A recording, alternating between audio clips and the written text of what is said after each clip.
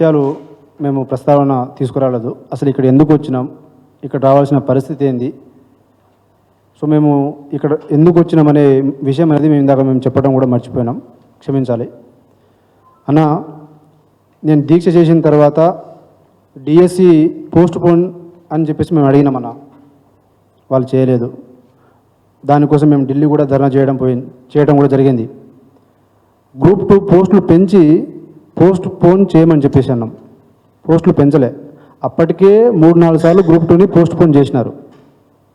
అక్కడ కూడా మాకు న్యాయం చేయలేదు. దాని తర్వాత మేము అడిగింది ఏంది, ఆ రోజున కొన్ని ఉద్యోగాలు, ఒక 30-40 వేల ఉద్యోగాలు వాళ్ళు వచ్చిన మొదటి నెలలోనే ఫిలప్ చేస్తా అన్నారు. మేము దాని మీదనే కూర్చున్నాం యాక్చువల్గా ఆ రోజు దీక్ష కూడా. సరే జాబ్ క్యాలెండర్ అని చెప్పేసి డైవర్ట్ చేసినారు. జాబ్ క్యాలెండర్ ఇంప్లిమెంట్ అయ్యే టైంకి ఎస్సీ వర్గీకరణ తీసుకొచ్చినారు. ఎస్సీ వర్గీకరణకు 2 నెలలు టైం అడిగి 8 నెలలు తిప్పినారు. 8 నెలలు అయిపోయింది కదా, మరి వర్గీకరణ అయిపోయింది కదా, మరి మాకు నోటిఫికేషన్స్ ఎక్కడ అని చెప్పేసి మేము అన్ని పార్టీలను కలుసుకుంటూ రిప్రజెంటేషన్లు, అన్ని సంఘాలను కూడా మేము రిప్రజెంటేషన్ ఇచ్చినాం. అక్కడ కూడా ప్రభుత్వం స్పందన లేదు. దాని తర్వాత మే 1st వీక్న టీజీపీఎస్సీ చైర్మన్ ద్వారా వాళ్ళు మనకు నోటిఫికేషన్ విడుదల చేస్తామని చెప్పేసి వాళ్ళు కూడా బుర్ర వెంకటేశ్వర గారు చెప్పినారు. మరి మేము ధర్నా చేసింది ఇక్కడ మే 30 తారీఖున. ఆ మే 30 తారీఖున ప్రోగ్రాం చేసింది కూడా మేము ఆ రోజు పార్టీకి సంబంధం లేని వ్యక్తులతో కూడా వ్యక్తులను మాత్రమే పిలిచి మేము ధర్నా చేయించినాం. అక్కడైనా వాళ్ళ బుద్ధి మారుతుందా అంటే మళ్ళీ అదే మాట, పెయిడ్ ఆర్టిస్టులు, ఆ పార్టీ ఈ పార్టీ. దాని తర్వాత జూన్ 3వ తారీఖున ఉస్మానియా యూనివర్సిటీలో ర్యాలీ చేసినాం. వివిధ యూనివర్సిటీస్లో కూడా ర్యాలీలు జరిగినాయి.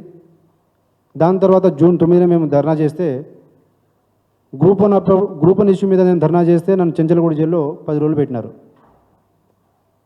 జూన్ 9న నేను 2 రోజుల ముందులే హౌస్ అరెస్ట్ చేసినారు. ఆ యొక్క కాన్సిక్వెన్స్ అన్నీ ఉన్నాయి కాబట్టి మేము జూన్ 20 తారీఖున మళ్ళీ ధర్నా పెట్టుకున్నాం, అన్ని పొలిటికల్ పార్టీస్ని పిలిపించి. అక్కడ కూడా మళ్ళీ అదే మాట, ఉద్యోగాలు ఎక్కువైపోయినాయి, ఉద్యోగాలు ఎక్కువై ధర్నా చేస్తున్నారు, వద్దు అని చెప్పేసి, నోటిఫికేషన్ వద్దు అని చెప్పేసి ధర్నా చేస్తున్నామంట. అక్కడితోనే పోకుండా వాళ్ళ యొక్క పెయిడ్ ఆర్టిస్టులు, యాక్చువల్గా పెయిడ్ ఆర్టిస్టులు వాళ్ళతో మనల్ని పెయిడ్ ఆర్టిస్టులు అని చెప్పేసి పర్సనల్గా దూషించడం, కొట్టడానికి రావటం, రోజు రోజుకి వాళ్ళ యొక్క అరాచకం ఎక్కువైపోయింది. దీనికి ఎక్కడో ఒక చోట ముగింపు పలకాలి.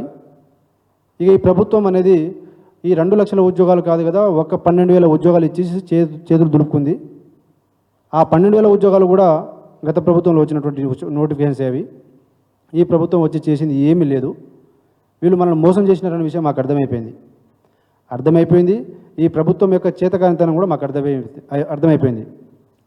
అందుకనే మేము కూడా రియలైజ్ అయినాం, ప్రతి నిరుద్యోగి కూడా రియలైజ్ అయినాం. మొన్న రియాజ్ గారు మా చిక్కడపల్లి లైబ్రరీకి వస్తే కూడా నిరుద్యోగులు మొత్తం కొట్టడానికి కూడా పోయినారు.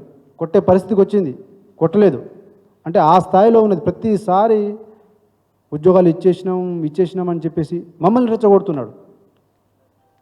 సీఎం, డిప్యూటీ సీఎం, వాళ్ళ కార్యకర్తలు అందరూ అట్లే అయిపోయినారు. మేము 17-18 నెలలు వెయిట్ చేసినామన్నా. కాబట్టి ఇక మేము తాడో పేడో తేల్చుకుందామని చెప్పేసి ఈ నిరసనలు, శాంతియుత ర్యాలీలు కాదు, హలో నిరుద్యోగి చలో సెక్రటేరియట్ ముట్టడి అనే కార్యక్రమాన్ని తెలంగాణ వ్యాప్తంగా ప్రతి నిరుద్యోగి కదిలి వచ్చి, మరి వాళ్ళు కదిలి రావడానికి సిద్ధమే ఉంటారు. మరి మా శక్తి చాలా చిన్నది, తక్కువ, భయం ఉంటుంది. మరి దీనికి ఒక శక్తి కావాలని చెప్పేసి మేము ఏమనుకున్నామంటే, నువ్వు ఎట్లా చేసినా ఏం చెప్పినా నువ్వు పార్టీలు ఏమున్నాయని చెప్తున్నావు. మరి ఆ రోజు బస్సు యాత్ర ఎవరన్నా చెప్పించింది మాకు? రియాజ్ కాదా? రియాజ్ ఎవరు? టీపీసీసీ అధికార ప్రతినిధి కాదా? ఎన్ఎస్యుఐ స్టేట్ ప్రెసిడెంట్ బల్మూరి వెంకటేవుడు? నువ్వు ఆ రోజు మీరు చేసినట్టుగా ఈరోజు ఎవరైనా మా వెనకాల మాతో పాటు జెండా కప్పుకొని ఎవరైనా చేస్తున్నారా? అసలు మీరెవరు మాకు సర్టిఫికెట్ ఇవ్వడానికి? కాబట్టి దీన్ని ఇట్లా కాదని చెప్పేసి ఇక తిరుగుబాటే శరణ్యం అని చెప్పేసి మేము భావించి ఈ హలో నిరుద్యోగి చలో సెక్రటేరియట్ అనే ముట్టడి కార్యక్రమాన్ని మేము తలపెట్టడం జరిగింది. అక్కడ మేము సిపిఎం పార్టీ రాష్ట్ర కార్యదర్శి అయినటువంటి జాన్ వెస్లీ అన్న గారిని కోరటం, వాళ్ళు ప్రెస్ మీట్ పెట్టడం, అక్కడ నుంచి ప్రెస్ మీట్ ద్వారా కూడా వాళ్ళు అన్ని పార్టీలను విద్యార్థి సంఘాలను వాళ్ళు కూడా మాకు సపోర్ట్ చేయాలని చెప్పేసి కోరినారు.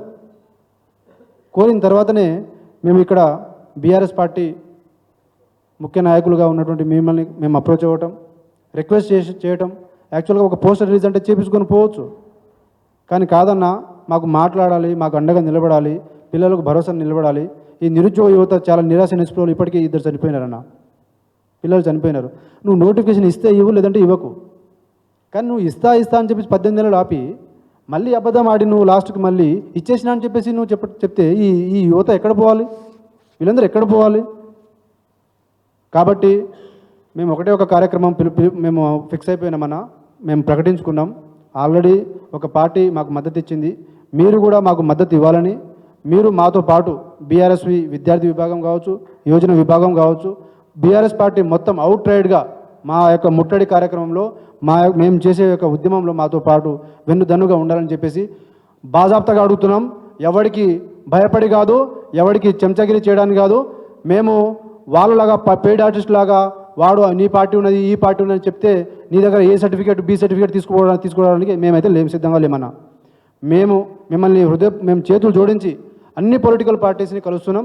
మిమ్మల్ని కూడా కలిసి మేము రేపు చేయబోయే హలో నిరుద్యోగి చలో సెక్రటరియట్ ముట్టడి కార్యక్రమాన్ని మీరు అందరూ కూడా, ప్రతి ఒక్కరు కూడా వచ్చి మా యొక్క కార్యక్రమాన్ని ముందుండి నడిపించాలని మేమే కోరుతున్నాం. మీ దిక్కున్న చోట చెప్పుకోపోరి, కాంగ్రెస్ పార్టీ దిక్కున్న చోట పోయి చెప్పుకోపోరి. ఇక్కడ కూడా పరిష్కారం కాకపోతే ఢిల్లీ నడి బొడ్డున ఈ సోనియా గాంధీ బొమ్మను, ఈ దిష్టి బొమ్మ కూడా మేము చేసి వస్తాం.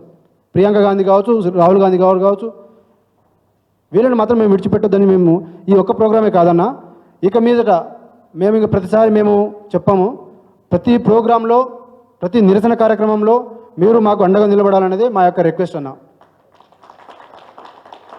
థ్యాంక్ యూ అన్న. ఇప్పుడు